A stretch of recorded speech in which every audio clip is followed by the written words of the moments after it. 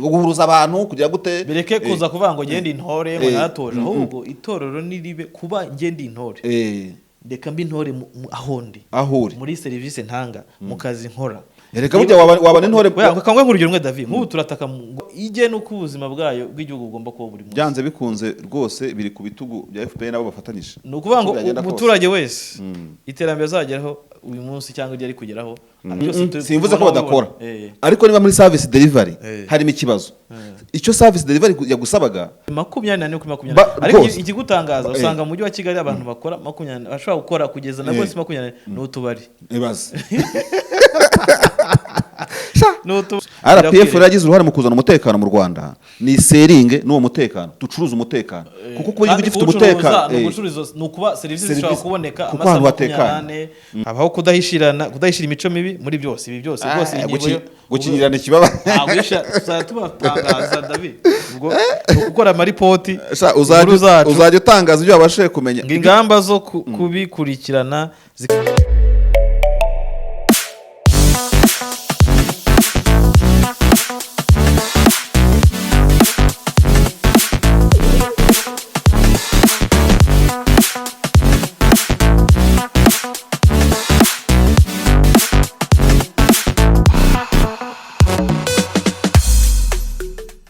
ibihe byiza nshuti mukunzi wa Bwiza TV na bwiza.com iki ni ikiganiro uruvugiro ikiganiro cyo kirimo amakuru atandukanye amakuru avugwa hirya no hino ariko cyane cyane tukagira ingingo imwe dufata tukayivugaho David ngira ngo mu itangazamakuru icyo bita proximity atari cyane birumva tayimuneze noneho tugiye kuri proximity se okay of course irimo kuko turi ni muri Kigali ariko turi no kugiye no ku nkuru zirimo ziravugwa ariko nanone umenye yuko n'ubundi abanyarwanda babiciye mu migani zijya kurisha zera ku rugo rero urumva akenshi iyo tu develop amakuru tugomba guhera kurisha duhereye ku rugo nyine harimo n'amakuru nk'ayanga tugiye kuvuga kandi amakuru nibwira ko ari bushimishe abakurikira Bwiza TV na bwiza.com. David nacyo tujyogorokaho ni Biro Politike ya RPF y'umuryango RPF yasohoye imyanzuro harimo imyanzuro yayo yasohotse ejo ku itariki ya 25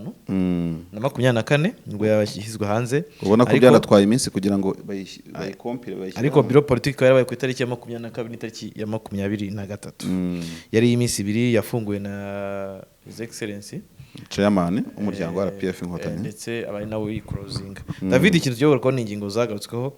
ngo ibyagomba kwiga hagomba kuba gahunda y'ijambo rya perezida akabaho kugezwaho ibikurikira birimo ibiganiro ikiganiro cya mbere kijyanye n'imyitwarire y'abanyamuryango imikoranire no kuzuza inshingano rero David ni urumva ko nturuzingi buri y'abantu hatabayeho imyitwarire ntiyabona team working neho n'imikoranire biba ari ikibazo cyane ubwo ni nkuko umuntu yafata ukuboko kavuga ati kuboko rero genda wicunge kuguru genda wicunge buri wese ijisho yigendera ukwaryo umutwe ugenda ukwaryo twakabaye tuyira duhura n'amaso yigendera ukwaryo waca hepfo ugahura n'ukuboko kugenda ukwako nicyo harimo no kuzuza inshingano bakavuga ati RPF members behavior coordination and institutional performance nibyo twavugaga nyine imikorere no kuzuza inshingano nabanga ikiganiro cya kabiri cyagize ku iterambere ry'ubukungu n'imibereho myiza y'abaturage aricyo bita Rwanda social economic transformation ibi byose tumaze bisi tubivugaho cyane cyane kuri NST1 ndavuga natwe tumaze tubivugaho iyo tuvuga ubukungu ko abantu ba ku isoko bikomeye abantu batakijya guhaha cyangwa se banaha ibiciro byazamutse byose nyibaza ko n'ifaranga ry'igihugu ibyo byose harimo rero no kwemeza imyanzuro ngo ya Biro Politike y'umuryango FPR inkotanyi akazi ijambo rya nyakubahwa risoza nyine ibi rero n'ibyagiraga byagomba kujya noneho David rero turajya ku myanzuro ibyo ibyemejwe nibyo tugiye kuvugaho tugende tubihuza nk'abanyamakuru tubakora ifirindi ubibona akavuga ngo rero hariho gukemura ibibazo u Rwanda rwanyuzemo n'urukinyuramo bigamije kwigira no gukomeza ku budasa bw'u Rwanda gukora mu buryo budasanzwe kugira ngo bigerweho mu buryo burambye. Gukora mu buryo budasanzwe ubwo giye niko kantu gahise kankora ku mutima cyane. David ariko nanone ibi byose byo aka kantu kakaba kagize bya bintu twavuze bya mbere birimo imyitwarire y'abanyamuryango, gukorera hamwe no kuzuza inshingano. Gukuza inshingano ariko hano nyine nkavuga ko ino ngingo ya mbere yaziye igihe. Impamvu tugiye kuyivugaho wenda abantu batagira ngo ni ibindi bintu twe turabafana b'amashyaka cyangwa se ariko abantu bamenye ko FPR niyo moteri ya leta, niyo moteri iyoboye igihugu, niyo iyoboye igihugu, niyo igena uko ubuzima bwayo bw'igihugu bugomba kuba buri munsi. Byanze bikunze rwose biri ku bitugu bya FPR nabo bafatanyije. Ni ukuvuga ngo umuturage wese iterambere azageraho uyu munsi cyangwa igihe ari kugeraho arabikesha nde FPR nabo bafatanyije ubyongere kuko ndabona bafatanya nko mu bihe by'amatora. Yego, ariko FPR niyo dereva, niyo mushoferi kabana n'imodoka byose nta wamenya na moteri byose. Ni ukuvuga ngo niyo abandi kunose tuvuge umutwe uha ibindi bice by'umubiri. Ariko nkuko twabivuze muri ya mikorere n'imikoranire ntabwo FPR yakwigisha umuco nayo idafite uko igomba gukorana n'abandi n'abatari mu mashyaka n'abatari mu ntuze. Ariko ibyo byose nkuko bivuga ntabwo mpakana responsabilité yayo kuba n'umutwe wa politike uri ku ruhembe. Aha rero ngo harimo gukemura ibibazo David, urumva hari bya bintu byose tumaze tuvuga bijyanye n'ikibazo cy'abacuruzi bataka igihombo, ikibazo cy'ibicuruzwa bitaboneka, ikibazo cy'ibintu bimwe na bimwe bindi, inganda abaturage bataka, ikibazo cy'amafumbire, hakazamo gukemura ibibazo u Rwanda rufite, hakazamo ibijyanye na transport, ibyo ni ibintu bibangamiye abaturage, hakazamo ibijyanye n'aho hataragera amavuriro. David, hari n'aho mu gihugu hataragera amashanyarazi, hari n'abagifite ikibazo cy'itumanaho, hari uduce tumugeraho ukabura network, telefone ntikore. Hariho kandi n'ikintu sinzi niba turi bugere muri, ntabwo turageraho ngo ndi kugira ngo tugende duhuza ingingo ku yindi, aho hari ibibazo byugarije banabivuze kuri ingingo ya mbere. Ibyo bibazo rero nibyo turi guruka abanyamakuru byo twagiye tubona. Ikindi hari abaturage bagitaka ibijyanye n'ubutabera,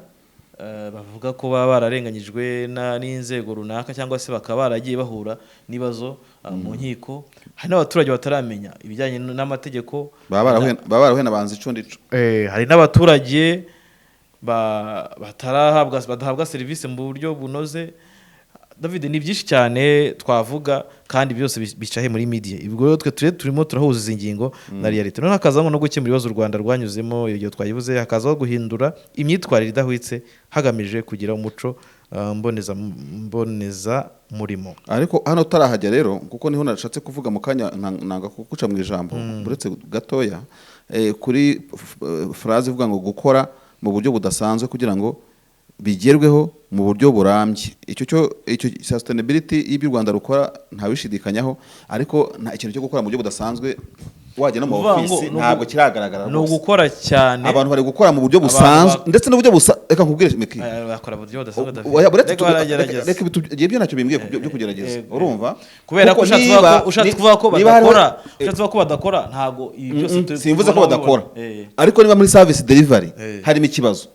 icyo service delivery yagusabaga ni ugukora mu buryo busanzwe, nabwo niho biperformance. Ushaka kujya mu banyu ugasanga abantu barahagaze baho bicara kandi ngo hari customer care, ugasanga abandi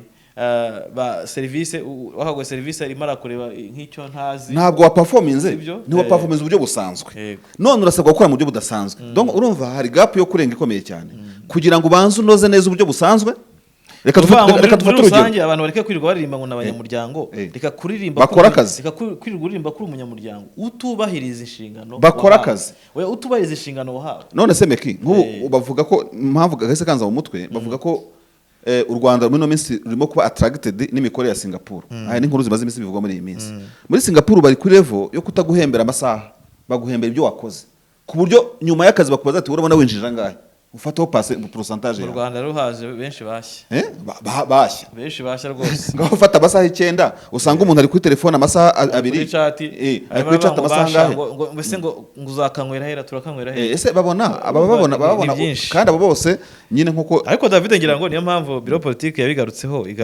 ikanabishimangira, bavuga bati hakwiye kuba gukora mu buryo budasanzwe kugira ngo bigerweho mu buryo n'ikindi ku buryo budasanzwe tuzaze ku ngingo ya kabiri icy'amasaha y'akazi sana mu mijyi n'umujyi wa Kigali by'ukuri uyu mujyi mu mijyi murikiwe cyane muri aka karere turabizi ariko abantu babyigana bataha ariko still umujyi uracyakora ya masaha asanzwe make cyane abantu ahubwo hari n'abaza gufungisha abantu ugasanga ko babona rwose nk'inkera gutaba banyerondo araje ati bite kugifunze ari kujya gufungisha umuntu wo muri butike kandi abantu bakeneye kujya gukora mu buryo budasanzwe mu buryo budasanzwe ko kugira ngo ibyo bintu bigerweho ni ugukora kongera ugakora nk'ubu gihe ntanga nk'inama kuri iki kintu nk'umuntu usabye inama nk'ubu ikintu cyo gukora mu mashifuti ku buryo umushifutinga mu masaha cyatanga umusaruro reka namabaza umuntu nitujya tumwamamaza na kandi nijabo twarabyihaye hari umugabo ku Kinamba ku gahanda kajya ku Rwibutso wakuyeho inzugi za alimentation yiwe aravuga ati ntabwo hano bagomba gufungwa narabicunze kuri ya station ntabwo zibaho urumva inzugi yazikuyeho ata abantu baje baza bihanye bigurisha nta masaha yo gukora ariko ibyo birakwiye abantu bava Nyamirambo bwiriyeho bakaza kuhahayo bakava hose bakaza guhaha mu mujyi wa Kigali bakwiye kuvuga bati abantu bakora 24 kuri 20 ariko ikigutangaza usanga mu mujyi wa Kigali abantu bakora 20 bashobora gukora kugeza na bose 20 no tubari ibaze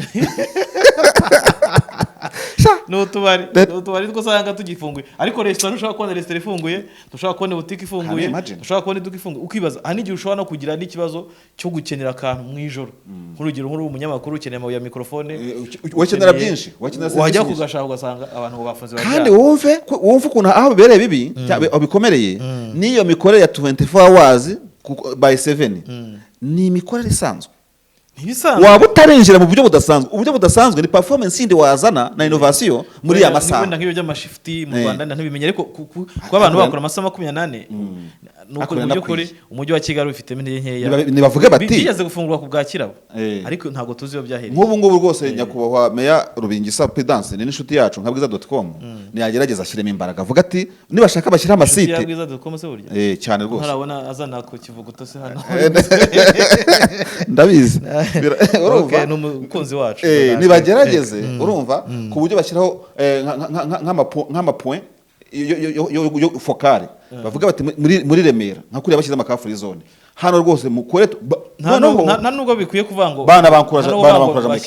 bashyiraho point runaka cyangwa ahantu runaka gusa umutekano u Rwanda rufite uko abantu boprofita ahubwo nibakangurira abantu reba umutekano hari hano hose ikibazo cyo kuvuga ngo economy yacu yagiye hasi kubera covid none tushaka gukora mu buryo buri hasi y'ubusanzwe kandi style turacyakora abantu barabyigana bose saa 11 bataha ariko tukomeje dukoma n'ingasire hari umukozi umwe ducuruza hafi mu Biryogo yarambwiye Olivier ndamusuhuje yarambwiye ngo umunsi umwe yagerageje gukora nijoro ata amafaranga nabonye ushatse gukora nijoro ata abantu bagasomye iyo guri pantaro atara shopping umuryango wa RPF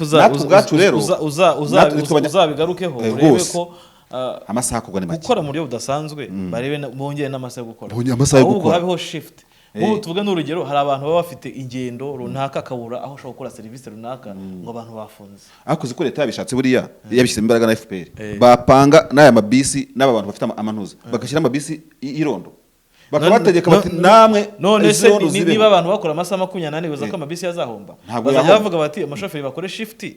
na wa mubyigano uri mu mujyi wa Kigali abantu bahagaze ku byapa ntago abantu bazajya bahangana ntabwo uzaba ukivuga ngo ndataha ryari ngo nagira cyangwa ngo uzabuzi ngo ndajya ku kazi saa 6 cyangwa saa 8 simbura uri gukora ngaruke gusa RPF yagize uruhare mu kuzana umutekano mu Rwanda ni seringe n'uwo mutekano ducuruza umutekano kuko kuba igihugu gifite umutekano ni ukuba serivisi zishobora kuboneka amasaha 28 kuba abantu bashobora kujya kwa muganga amasaha byo nibisanzwe kuba abantu bashobora kujya muri alimentation amasaha 28 kuba abantu bashobora amasoko agomba gukora amasaha 28 n'abakozi n'abantu babona akazi kenshi ko shifuti zibaye ebyiri abantu bakora kandi ni ikintu cyatuma u Rwanda ruseringa David na economic growing kandi na chômage ikagabanyuka kubera ko abakumanywa abanijoro iki kintu cyatuma imirimo iboneka nushaka kuzake tuzagikora inkuru twanagenda nijoro rwose tugafata ijoro rimwe tukara tugikavaringa ukareba rwose ukuntu abantu babafunga biruka rero turebe nogeze ngo uburetse nago ngo hakabaho ubwangamugayo indangagaciro tugiye ku nyungu ya kabiri tukatuzira twihuta mu guhindura imyitwarire idahwitse hagamijwe kugira umuco mbonezamurimo kubahiriza igihe ubwangamugayo indangagaciro n'imyitwarire mbonezabupfura guhwiturana kudahisha imico mibi muri byose, ingamba zo kubikurikisha. Iyi ngingo irakomeye. Iyi ngingo ya kabiri cyane cyane bare abantu bo muri local government mu turere, mu mirenge bayinoteho. Ariko Kagame muri speech yiwe atangiza ino biro politike, ariko sinabwo bwa mbere numvise agaruka kuri ijambo ikintu cy'imitima y'abantu, kuko urumva regire ziraza, amategeko regire mazakazi niki n'amategeko y'umurimo, ariko umutima, ariko umubaje w'imitima nyine abantu bagomba kubyiga. Niba utanabifite muri wowe byige, wumve ko kugira ngo igihugu gitere imbere nuko uzafitinga muri ibi bintu. Ni kuko guhindura nk'abanyamuryango ba FPR rwose bo kumubona afite imyitwarire mibi ni ikibazo gikomeye. Icyo ni ikibazo gikomeye kuko habaho uburyo bwo kukujyana muri discipline bakaguhana bakagushyira ku murongo, noneho kugira ngo ubwangamugayo abantu barya ruswa cyangwa abantu bahemukira abaturage ari abanyamuryango bigaye indangagaciro n'imyitwarire mbonezabupfura, ibi byose biri muri discipline kuko umunyamuryango ku imyitwarire yiwe akaho guhiturana igitangazamakuru bahuhitura, ariko bamwe bakaryishyiramo, murabizi. Habaho kudahishira imico mibi muri byose. Ibi byose rwose gukinyirana ikibaba tubatangaza David, ubwo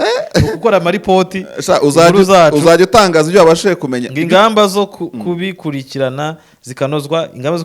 bityo ababirenzeho bakabihanirwa bakabibazwa. Aha rero niho ahangaha rero ikintu cy'abakiza za RIB n'abandi bareke barebe David, kuvuga ngo tufate nk'urugero, ugiye gufunga wenda umuntu wibye igitoki urugero, hari umuntu urimo atanga serivisi mbi mu kigo runaka, arimo kwiba ikintu kitari igitoki, ahubwo arimo arahombya igihugu, niba umuntu yagombaga nk'ibyo twavuga twawe tuvuzeho bya mbere, umuntu yagombaga kwakira abaturage 20 kubera uburyo ari kwigira yakiriye abaturage 3 ku munsi. Ugiye nko kureba ejo birakomeje usange dosiye zigiye kuba umurundo. Reka dufate nk'urugero nk'abantu bitwa ba inspecteur du travail, baragiye bicara mu office ya bureaucracy twavugaga, bumva ko ari abantu bo gukemura ikibazo cy'umukozi wo mu rugo wambuwe na shebuja gusa, bumva ko donc bamera nk'abantu babajije ku bijyanye n'umurimo. Ariko inspection du travail ni iki? Inspection du travail ni no kujya ku kazi, ibyo byose aho kugira ngo mbinenge ukareba ko bakoranye bahiriza imikorere yarashyizweho amabwiriza urumva bahagerera igihe bagira ku buryo igihe cyazagera. Uribuka cyatwiga muri primaire ukuntu abarimo batinyaga inspecteur, ku buryo abakozi uretse no mutima nama n'indangagaciro bafite bajya bumva inspecteur du travail anyuze ku ishuri, anyuze ku ivuriro, anyuze n'iki turebe no ku bindi David, kubahiriza inshingano zacu by'umwihariko abayobozi bakazirikana ko umuturage agomba kuba kwisonga, kandi ibyo bikava mu mvugo bikajya kabisa. Ahangaha nta comment nyifiteho. Comment ndayifite. Umuturage kwisonga byabaye nk'ibyo twavugaga, byabaye siroga, ni indirimbo ni siroga nyine. Umuturage uramubwira ngo umuturage ari kwisonga gute, asa kukurira mu biro kakubura, azakirirwa uhagaze. Urabwira ko umuturage ari kwisonga ari wa muturage ushaka kugira ikibazo ntabone uza kukimukemurira. Twarabivuze ejo bundi tuvuga tuti abaturage mu bijyanye n'amategeko ntibayumva, nyamara abayobozi bagakwiye no kumanuka kugeza no ku rugo rw'umuturage kamuga ati itegeko ni rurarize, uraryumva meki wambabariye, cyangwa ukaza kamuga ati iyi polisi runaka leta yazanye ko ari polisi izagufasha kuricinga kuri ibi cyangwa se kugurowinga kuri ekonomi yawe, urayumva? None se mena umuceri meke, none se urawubikirana genza umuyobozi umwe wo muri Gatsibo, wenda reka izina turireke twamushyira no mu kaga, ariko inkuru yaramenyekanye muri lancement launching ya ntuze ya NST1 muri 2010 ngira ngo n'umunani. Urumva bavuze ikijyanye no kurwanya imirire itakwiye mu bana. Yari umwana ugiye ku bugitifu afata ihema, iyo nkuru warayibonye, ajya kuritera ahantu kugira ngo akurikirane ikibazo neza. Uzi cyakurikiyeho? Papa ndawumenye rwose hahire rimwe. Yarakurikiranywe, baramunetse, bagize ngo inzego z'ubutasi azanye ibicaze kwigira ibicaze kugira gute ikindi kintu nk'ibyo yataye urugo rwe, yagiye kwegera abaturage, agiye gukora assessment, urumva? Ariko byakurikiye hose nubwo bataba babivuga ntitwatubize. We yakorekeje yavuze ati koko niba perezida avuga ati kwegera umuturage, icyo gihe Kagame yarabivuze igabiro asa n'umuntu warakaye, urumva? Icyo gihe ngaravuga ati ndagiye kuri tere, genda hava menye imisarani hari ipfundikiye idapfundikiye ariko arangije icyo cyamukurikiye yagiye under investigation reka sinakubwira baramutase we kugutata ngaribo kuzana ibyo ubwenge bwinshi bazana ubwenge bwinshi bashaka ko ukura ubwenge mu kazi ubwo sibyo ngibyo urumva babayenda bazabidufashemo biva mu magambo usigaye uvuga ikintu ngo ufite ubwenge bwinshi kandi bukabukora ukagukora urumva ko ngo we yarabizize by the way yarabizize kandi we yumva nta tubivuze twihitira kandi perezida aba yabivuze nyine uwo yarashatse kubikora mu magambo umuturage abishyira mu bikorwa urumva none bakabanga abayobozi bagomba kwirinda gukoresha ububasha bafite mu nyungu zabo bwite bagomba kandi kurwanya ruswa no kutahishira ibi twabivuze mu kiganiro duheruka kuvuga tuvuga ko abayobozi ubwabo bagomba kubyirinda David yewe hano ugiye kureba bavuga uti ubanza ingingo yari igeze ku izina rya kanakada yego hanyuma turagenda ku ngingo ya 5 gutanga serivisi nziza no kunoza inshingano hirindwa cyane cyane ibirangaza n'ibidakwiye mu kazi ibi twabivuzeho David twabivuze abantu bakuru cy'amatelefone ibi bintu ni ukujya tubashyira ku karubanda rwose ibi David ibi ni nko kukubwira ati munyamakuru kora akazi kawe umusirikare kora akazi kawe umupolisi kora akazi kawe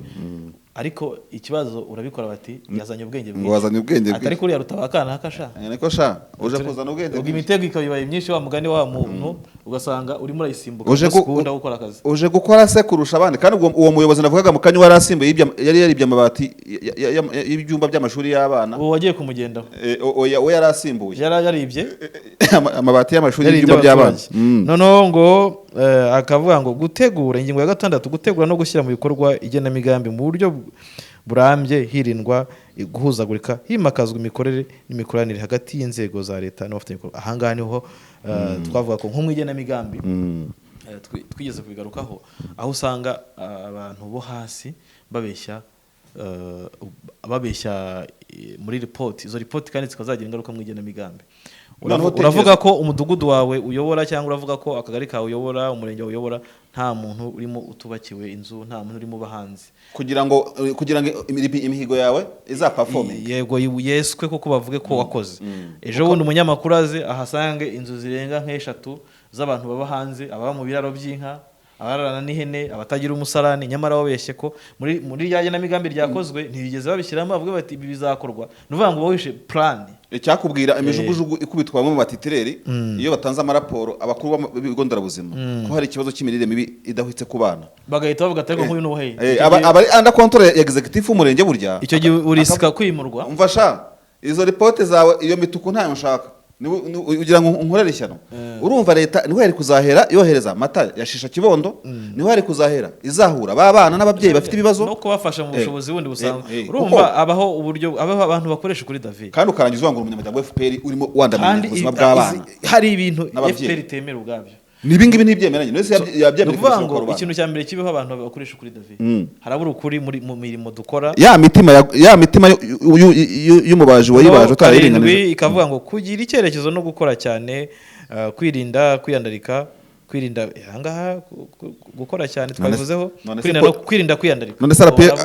RPF izashyiraho military police RPF niyo igihugu nicyo izo police igena ngo abantu imyitwarire umuco ukwiye kubaho abantu bakwiye kwitwara gutya mu muco ni ivuga ngo mu miyoborere myiza abantu bazaho bameze gutya nivuga iti mu mashuri education tukwiye guhindura curriculum dukwiye kujya so niyo irakora ntuza mu gisigara hari abantu bita barapi bagenda n'ikibando urumva iyo muhuye wambaye kamambiri urakirije RPF izazana rapima abaturage oya ahubwo ntago ari byo yazana ahubwo ikiba cyumvikanamo nukuba abantu nyine hakwiye none se reka dufate nk'urugero kugira ngo abantu David reka kwiyandarika ni ikindi iyo bavuze ko kukubwira nk'ubu ngubu ujye ubona ibibazo bikunze kuvuka hagati y'imyitwarire itari myiza nko mu tubari wenda n'umubyeyi uhetse umwana nabi n'ikindi kintu ntabwo se nta muntu muri senefu nta muntu ushinzwe ababyeyi n'abamama nyine senefu ntibave mu magambo babe bamusura bataramuhutaje bajye kuri report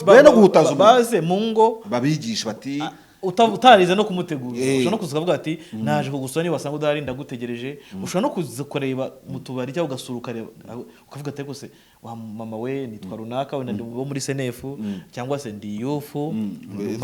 cyangwa urubyiruko mufite ikibazo hari igihe umuntu ajya mu kabari atari ku mpamvu ze ajya mu kabari na depression yamujyanye ari nko guhunga urugo yego abantu nyine nibarebe bareke kuba mu biro bareke kuba ibaze habayeho nka proche y'ingo zifite ibibazo noneho aho kugira ngo abaturage bajye gutanga ibyo bibazo nko kubishinzwe bakabona basi hano barimo baravuga kwirinda gukoreshwa n'ibiyobyabwenge gusesagura ibi byose ni nk'ibyo twavugaga kwirinda kugira umururumba no kutanyurwa cyane cyane mu rubyiruko rugamije gukira vuba bitanyuze mu nzira ziboneye urubyiruko nako rurimo gukoza isoni kuko na perezida bivuzeho yuko abakiri bato nabo ushaka gukira David Nyungu twebwe abakiri bato rwose bari bizewe umaze imyaka irenga 20 uri mu kazi cyane kandi unyuzwe n'ukuri genda nyuzwe 100%. Nje maze imyaka nanjye iri muri yo ngi irenga 20 rwose ndanyuzwe undamaze imyaka irenga 30 wenda nta modoka ugira nta nzu ugira kandi genda nyuzwe nta kibazo umuntu arangije ishuranyije kaminuza araje arashaka guhitagira gute agura imodoka witagira inzu ashaka kugira inzu nk'iyo umuntu ukoze imyaka 40 ntiwabonye se aho nga celebrating mu istambutse nubwo biri mu burenganzira bwabo ko umuntu nyine yujuje inzu y'amamiliyoni 500 akiri mutoya n'amahirwe ye na achievement nziza ashaka kugira achievement akajya amahirwe akabibona ariko abandi bagiye kuza bavuga bati nanjye inzu nkiriye yaburya ruswa yagira gute ashari no guhangana no kumutega imitego n'iki byose ntibazi katayinyuriyemo kugira ngo abone iyo nyubako urumva akiri mutoya no gushyira umupira hasi ubundi ugakora erega burya meki naba twita abakuru twebwe twigeze natwe kubyiruka kera kandi abantu barakoze umwana navuka akaba n'umubyeyi ikintu yagezeho nawe naharare kuzagira ikintu ageraho kuko papa yasorenze ino nyandiko ya Biro Politike yarapfa abantu babashe kuyumva neza bakayikurikira bakayoza n'ubuzima abantu barimo hari ibintu byinshi byanduka kandi kizimbere no akazinyugwa yamuna rivuga ngo kongera ubwiza n'ubwinshi bw'ibyo dukora cyane cyane mu rwego rw'ubuhinzi ubworozi n'inganda kugira ngo duharanire duhangane n'amasoko yandi iki kintu rwose I have no comment kivuga wenyine no gushishikariza abanyarwanda kubikunda no kubikoresha nta gahunda aho bishoboka hose amasoko ya leta agahabwa ibikorerwa mu Rwanda nta gahunda ihari ahangaha bazarebe uburyo umuceri wahenda abantu babona ifumbire batakuje bavuze umuceri wagarama uhenda kurusha Pakistan abantu babona agronome mu makawa yawe cyangwa mu mirima basakuje ahubwo hari nkaho nagiye muri Nyamyumba bavuga ngo bamaze imyaka igenga kuri 3 batarabona agronome kandi bafite ikawa ni igihingwa ngenga ariko uburyo wamuhaye ruswa yaraje ukabona arahinze hari ibibazo byinshi ikindi bareba ibishanga biri gupfa ubusa abantu barataka ibyo kurya kandi hari ibintu byinshi byakakwiye gukora ariko baze kuba u Rwanda ikindi yuko abantu baza kuzana ibihingwa mu baturage ngo babihinge ku itegeko babanze bashaka ahantu nk'uturima dutuye nk'uturima tw'igikoni bakora ubushakashatsi barebe ko ibyo bihingwa icyo bizasaba kugira ngo bibashe kugirira umumaro turi no kuri politike baretse kwihuta n'abarimo kwihuta turi kuri politike yo guhuza ubutaka ntago irimo kuvugwaho rumwe n'abaturage iyi politike yo guhuza ubutaka nyine yabuze ubushakashatsi n'uburyo bwo kwigisha yongereye ibihingwa bimwe ubwinshi muri quantity ariko itera inzara ku bihingwa ngandurarugo urumva ku buryo jewe narimo mbaza abaturage hari n'abagoronome twaganiriye muri istambutse mbabaza se bigenda gute bambwira yuko rwose nibavuze ngo muhinga ibigori ku musozi wose meki ntaho gushyira ikijumba hari kandi icyo kijumba ni ibihingwa ngandurarugo nigeze no kubikubwira ndavuga ngo leta ifite ubutaka bwinshi bupfa ubusa ari n'ubwigaruriwe n'abantu ku giti cyabo yagiye bagahinga ubwo byabanze ikanagerageza ikavuga ngo ese iki gihingwa kirakwiye igafata bwa butaka bwayo ikabukoraho ubushakashatsi hanyuma abaturage ikabiza kubibabwira ngo bikore bivuga ati dore baturage muri bwa butaka twakoze gutya na gutya na gutya kino gihingwa kimeze gutya kandi gifite isoko cyangwa se kizatanga umumaro ariko urazuga umuturage ukora ibi ngibi nawe ubwawe ntuzi niba bizaresisa uziko ngo muri guhuza ubutaka ngiyo umwana ashobora kurira ikigori wagisha bakagufunga kandi rero wagihinze n'umuceri bahinga bakajya kugusuka nkatwe twese ndabitwagiye na politike y'ubuvugizi izasubirwamo tukivuyeho iyo guhabwa amasoko ikorerwa mu Rwanda nabyo ni byiza cyane harimo guteza imbere ku ngingo ya 9 guteza imbere ko bihenda sibikorerwa mu Rwanda bitangira serivisi ngo u Rwanda rube igicumbi cya serivisi bitwayivuzeho rwose zitandukanye harimo n'izimari ubuvuzi ubukerarugendo ikoranabuhanga ubwikozi banyakubaha abayobozi ba RPF muribuke ko icyo kintu twakivuzeho mu gihe nko mujyi wa Kigali hatari uburyo bwo gukora amasaha 24 serivisi ntizizaba ziri clear mu buryo bwa nyabwo uko niba umuntu ashobora gushaka ikintu kuva saa 12 agasanga amaduka yafunze niba hari abantu bakiza gufungisha abantu amaduka n'amabutike uzarabe n'amabisi by'ibikorezo uvuga saa 3 abatoye imirongo ku masitasiyo banarebe n'icyo cya transport izo serivisi ntishobora gutangwa neza mu gihe abantu bakiza kubyiganira ku byapa n'amataxi bareka abantu bakore urumva icyo gukora no kubakangurira kwereka ubwiza bwabyo abanyarwanda bazi gukora baranikangura kuko David kamubwire muri Kigali niba bavuga bati 28 ndakubwiza ukuri uzajya ko none habayeho impinduka cyane rwose ikindi hariho job creation kuko abantu nibakora amasaha 28 biroroshye ko genda David nzakora mu gitondo uzunsimbure cyane tubone na za product niba abana bari kurangiza muri TVET bakora amasaha makeya hazaho imirimo izazamuka ariko igihugu kinagabanye ikintu kimeze nka monopole aho usanga nyine nk'ibyo muri transport umuntu yari umuhanda ngo ukagira ngo niba wubatse bashyiremo n'abandi bareke bakorane bisangiye na Frank bineze nabivuga ko iyo monopole ntabwo ikwiye monopole hanyuma rero akazi kindi ababyeyi abanyamadini n'umuryango nyarwanda muri rusange bakanguriwe gusubira ku nshingano za kibyeyi batoza abakiri bato umuco nyarwanda indangagaciro na za kirazira ubwo itorero rizatezemo inaho navuga biriya bintu bya bazana itorero barisubizeho by'umuco mubi ibi byose cyangwa ibi bya gender balance ibi byose birakwiye ko bikwiye guhera mu muryango David no kugira ngo abantu bumve ko ubunyarwanda bwanjye ngende umunyarwanda ngomba gukora igihugu cyanjye birava mu ki mu muryango ntabwo ari ibintu bizaza ngo perezida aze kubikwigisha wenyine cyangwa depite runaka ahubwo twahoze tubivuga ejo bundi hari ikiganiro nemo ku Isango Star cyavuga ku bintu bijyanye n'ibingibi ariko mu rwego rw'abana ubundi ngira ngo abenshi muri twebwe hari twabyukiye no ku misozi mu byaro n'iki byose kera hari utuntu tw'udutorero twabagaho two ku dusozi turiya dutorero leta dushyizemo imbaraga ku buryo mu mama weekend abana ahantu bajya kubyina kwigishwa kugira gute byafasha kuko ntabwo ibingibi abantu babyihererana gusa itorero ni rijya ariko itari rya twajyaga tubona iri itorero riri karasike risanzwe guhuruza abantu kugira gute bereke kuza kuvuga ngo ngende intore ngo naratoje ahubwo itorero niribe kuba ngende intore reka mbi intore ahondi muri serivisi ntanga mu kazi nkora Ereka burya wabana intore kangwe nk'urugero rumwe David nk'ubu turataka ngo hari abantu badafite aho kuba ngo hari abantu badafite amatoilette ni benshi ngo mu midugudu ngo hari abantu abana badafite aho kuba abana zatojwe izo ntore gutozwa kwazo no kuza kubirima ngo aratojwe none ikigutangaza kwa yakona tukabona mudugudu kuwa gatandatu ku munsi wa nyuma w'umuganda ati muze tujye umuganda tugiye kufira twatsi ngiye uganye nakwiyufurira umukozi wanjye yakora isuku ngo n'umuganda nyamara twebwe nk'intore cyangwa bitwa intore twakwiye kumanuka tukayakorera abaturage tukavuga ngo dufite abaturage bane mu mudugudu nka kwa kundi urubyiruko rujya rukora muri za ARG n'ahandi hose ngo dufite abaturage ureke kuntu twakwikemura ibibazo cyangwa se bitarindiriye amafaranga byongeye leta bitarindiriye ngo bije ugiye nkavuga nti niba dufite uri umudugudu urimo abantu 500 dufitemo abantu bize ubwubatsi bangahe abize amashanyarazi bangahe abagoronome bangahe abaganga bangahe noneho usibye n'ibyo ngibyo umwanya wo kujya kufira no kujya buri muntu wese akaba yakora ikintu kubyazi leta ifite ubutaka bwinshi yavuga iti duhaye no muturage ikibanza cyangwa aba banyamudugudu bati mureke twitare tugure no mu kibanza tumwubakire yes abazi kubaka bakafata wereka nk'urugero rumwe kuntu byahita binagenda bakavuga bati twebwe tugiye kugenda tubumba amatafari turoma amatafari wenda 3,000 muri uyu mudugudu leta igitanga amabati akaribwa n'abayobozi cyangwa akajya gukora amatuwarete n'ibipangu by'abandi by'abafite ubushobozi umuturage akabazi ko nta mabati azabona kandi yarabaye nka yandi ya kera umva leta kuko igifasha abaturage ndakubwiza ukuri David iyi miganda dukora ikozwe mu buryo bw'itekinike ikozwe mu buryo buri igihugu cyatera imbere mu myaka itarenze 20 ndavuga ibibazo twakwikemura ibibazo twajya muri middle income twakwikemura ibibazo byo kuvuga ngo abantu bafite aho kuba ngo abantu ngo nta matuwarete bafite ngo abantu ngo umuntu araba mu kiraro cy'inka bibaze leta ijya gukodeshereza ugafanga gitifu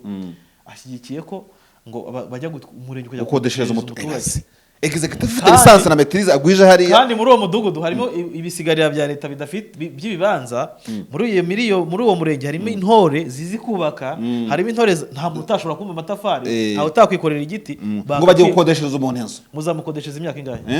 ubwo urumva ko ni kudakoresha potentialite ihari akwiye kubaho creativity akwiye kuba kumva ko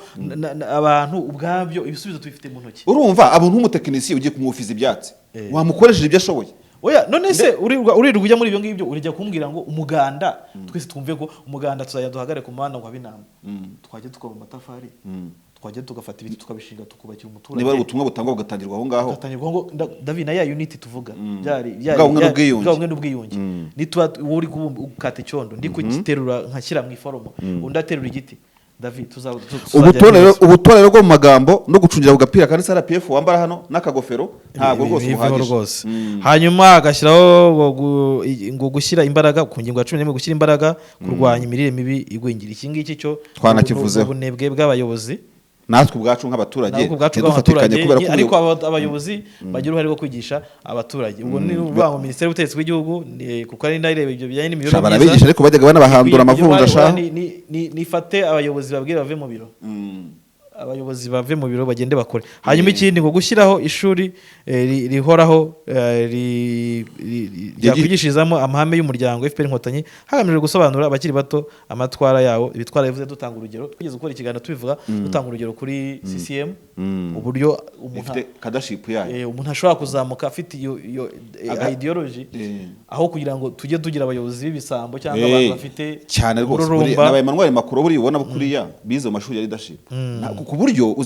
mu myaka nka 30 so akabaho tala nta muntu uzajya uba umuyobozi bimutunguye urumva akabaho tala agomba kuba yarabitoje urumva niba ufite tala ya leadership ya kiyobozi ugize n'amerego habaho development uranabyize urumva izaba ari pipiniyeri y'abayobozi amata abyaye amavuta David tugiye ku ngingo ya nyuma ingingo ya 13 ingufu mu gusigasira ibyagezweho no guhanira guhanga ibishya innovation buri munyarwanda wese arabiharanira gusigasira akwiye kubisigasira hanyuma rero guharanira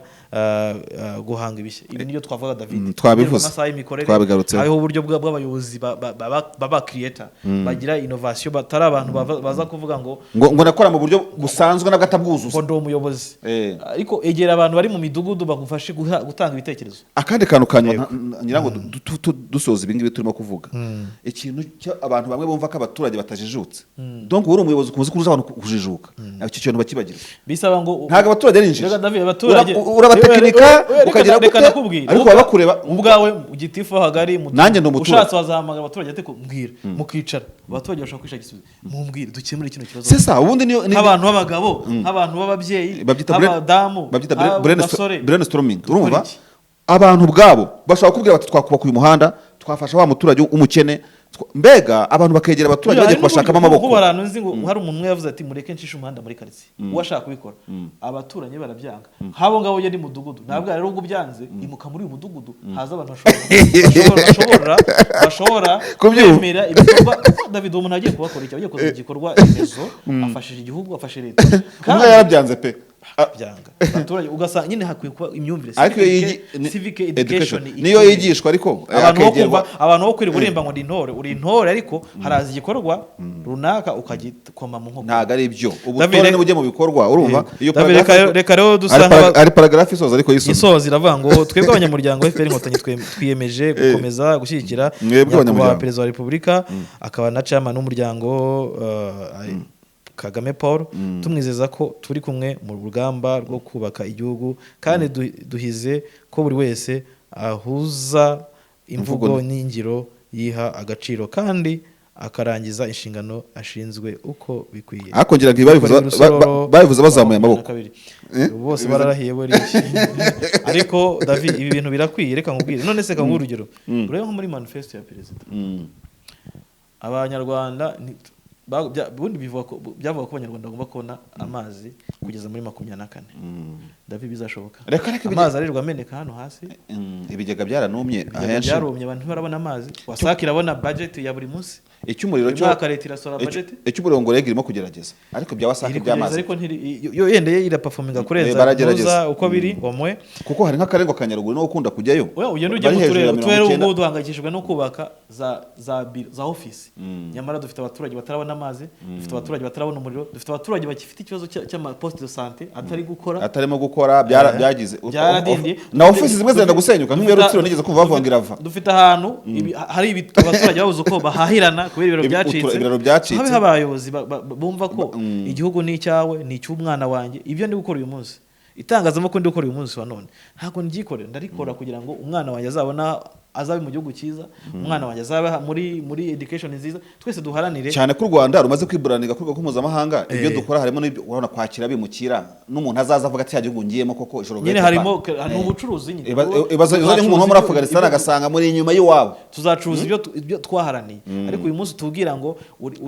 urarwana no guhembwa agashara kawe ko ku kwezi ku itariki 30 ariko ntacyo ufite urakakora uyu munsi uri selfish urarya uyu munsi ariko tomorrow will not eat so reka dusoze David twasoza ikiganiro ariko dushimira nyine by'ukuri je nashima kuko iyo izi ngingo zose z'imyanzuro niza problematike ziriho twagiye tuzi nizi ibibazo biriho twagiye tuzihuza na realite tugaruka kuko dufite ingero nyinshi cyane umuntu aba yaragiye ahura nabyo rero wavuga ko ari nka introspection y'umuryango kwireba mu ndorerwamo akavuga ati tubikemure kuko bihari kandi tujye tunabigarukaho kandi David kwemera ko ibi byose bibazo bihari kwemera ko bihari ni nabwo buryo bwiza bwo kubikemura kuko iyo utabibonye utanabimenye ntushobora kubikemura ariko performance nizamuka yego David reka dushimira abakuri ikiganiro uruvugiro tubabwira ngo ikindi kiganiro naho ubutaha mukomeze kugira byiza kora comment kora na like nawe kandi wowe wifuza kugira ibyo uvuga gutanga ibitekerezo rwose hari nimero za telefone zigaragara mu kirango kibanziriza ibiganiro duhamagare rwose tuzanikaze rwose studio nini cyane ikeneye kukwakira kugira ngo uze ugire icyo uvuga mu ruvugiro komeze kugira byiza rero ciao